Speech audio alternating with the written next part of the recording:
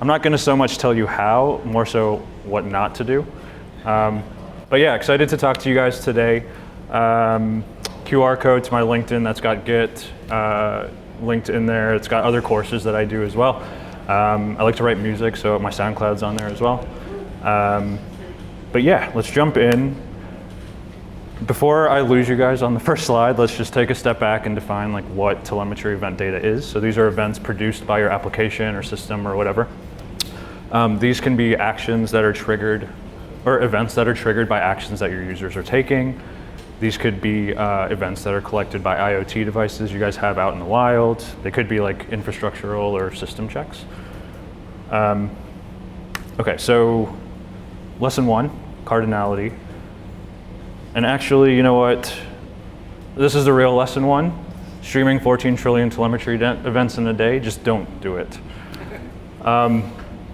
Unfortunately, most of us don't have the luxury of just not doing it, so we're gonna just hop on to lesson 2. So high cardinality can be detrimental. So what is cardinality, firstly? In the context of databases, cardinality is the number of unique sets of data stored in a database, where a set is a combination of tags, dimensions, and attributes. So in the example here, the first 2 records are measuring CPU usage for a particular asset ID within a particular region for a particular product. Both of these first 2 records belong to the same series. The third record is a different asset ID that we're measuring CPU usage for the same region, same product. But because that's a different combination of attributes, it's a different series. So here you have a cardinality of 2. Now, like modern observability tools, time series databases are going to struggle. Well, you're going to run into issues, we'll say that, when you start hitting higher cardinality levels. So Grafana, maybe some of you guys, most of y'all have used Grafana as an observability tool. They're going to charge you for the total number of active series that you send it. And trust me, that cost adds up.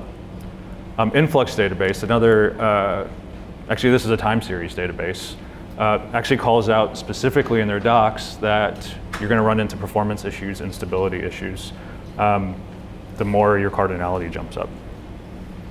Cardinality can sneak up on you as well, and I'll explain how that happens in a metaphor that I enjoy, which is Skittles. So Skittles, very simple candy, right? 5 flavors in the original pack. Low cardinality of 5.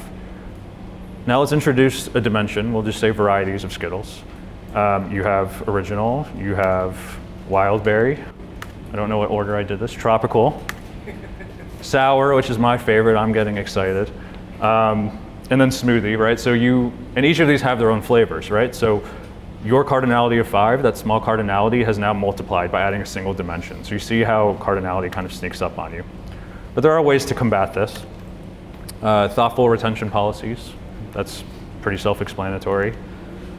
Being mindful of timestamps. So time series databases, a lot of time series databases, I'll say not all of them, they will shard your events based on timestamp. So sharding meaning like your events are going to be collected and organized in a single shard if they're like similar timestamps. You have hot shards, so shards that you're actively writing to, and then you have colder shards where you're no longer writing to those. Hotter shards tend to stay in memory, colder shards written to disk. Now think about, like, say you're replaying data, or you have unexpectedly events that come in with older timestamps. You're now taking those cold shards off of disk and bringing them back into memory, and if you're not prepared for that, that can be a little bit of a shock to the system. So be mindful of timestamps. You see, I'm telling you what not to do, right? Not how to do it. Monitor usage. So if folks aren't using your data, why are you paying for it? So keep an eye out for that. And then label dimensions and measurements properly. So I'll double click into this one a little bit. 2 JSON blobs, they're the same, minus what the arrow is calling out. Think of these as messages or events. What's happening in these messages is there's a set of key value pairs that are being categorized as fields or measures, and then there's a set of key value pairs that are being categorized as tags. Many time series databases allow you to kind of define what your tags are, and then they'll infer what your series is based off those tags. What if your you have unbounded values in your tags? Or what if you mislabel a measure as a tag? You're going to see how your cardinality is going to skyrocket. So be mindful of those timestamps. All right, lesson 3. I'm not saying distrust. I'm saying trust but verify HTTP status codes. I'll attempt to do this in a live demo. We'll see how this goes. So all this is doing, if you guys can see this, I hope you can. All this is doing is going to be writing some data points to a local installation of InfluxDB on my machine. Really the only things that you guys need to pay attention to are line 19 are the data points we're writing. So foo is our measurement. We're defining a tag as product A. We have CPU percentage that is our measurement. And then we have a Unix timestamp in seconds. And then the other thing to pay attention to is line 16. We're defining precision in seconds. So if I run this, we get a status code of 204 in HTTP status codes, something in the 200s. A response in the 200s is a thumbs up, so we're good, right? I'm going to just copy a query that we can go check influx and make sure that data actually reached. Let's try to do that. Hopefully that works.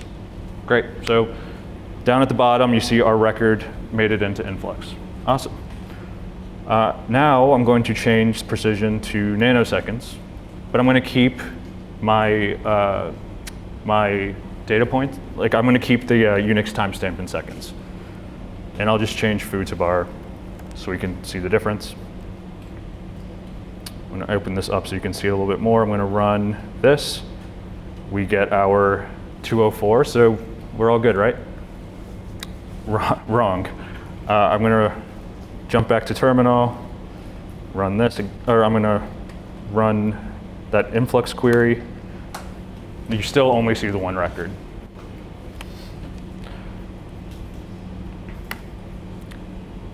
I saw this on my Reddit feed a few months ago and laughed. This is an Epson printer, a recently manufactured Epson printer that's giving me this response. I laughed at the time, but it's actually sad and scary that I'd rather get this response than the response I just got with Influx, because at least I know something is wrong. So thanks, Epson, I guess. Lesson 4. Let's talk about core dump files quickly. So core dump files are generated when a database crashes. So these are meant to help you recover, basically. It's a snapshot of your memory. As like that recovery crash tango is happening, these core dump files continue to write to disk, and that can fill up your disk pretty quickly. I have PTSD just looking at this. This is an example in practice where our disk jumped up from like 10% to 41% in minutes.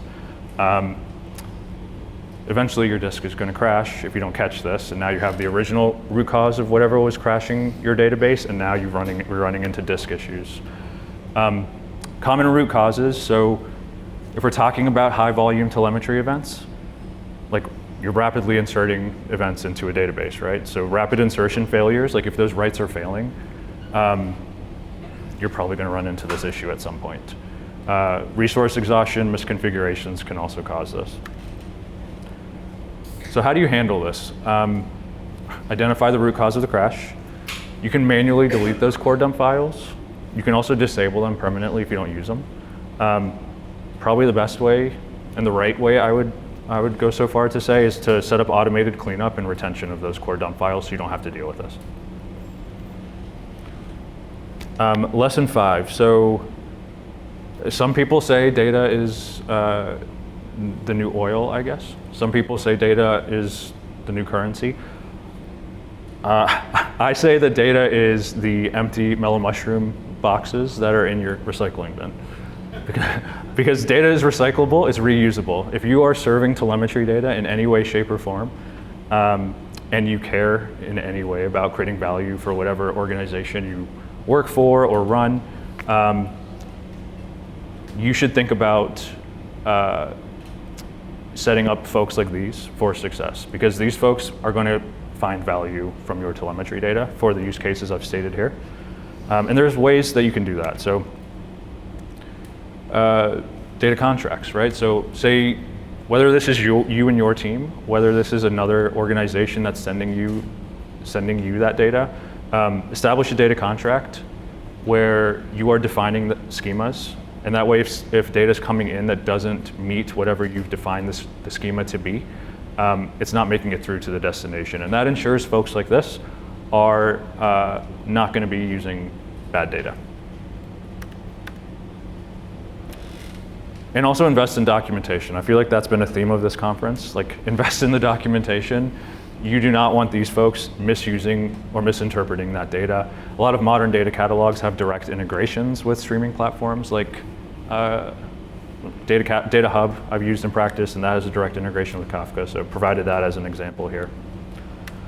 Now the downside for this is as there's more diversity in the use cases of your data, the common trade-off decisions that you have to make become more complicated, right? So when you install governance, say that schema registry, it's gonna slow you down. Are your stakeholders okay with that? Which ones, right? So it becomes more difficult. Latency and cost. I work in cyber. If we're not letting a customer know that they're under an attack or like they have certain vulnerabilities, like high severity vulnerabilities like this, like it's a problem. Before that, I worked in e-commerce. If we don't catch fraud like this on Black Friday, it's a problem. So failover redundancy, retention, replay, observability, these are all things that become a little bit more complicated to decide on and land on as those use cases diversify. And then variety of events and measurements. So take it from poor Anurag, it's not cheap to publish events, so be mindful of what events you are publishing. He's also provided a lesson. So you get a lesson within a lesson, which is the quality of content you get at Carolina Code Conference. And then lesson 6, it'll be okay. That's my talk. Thank you.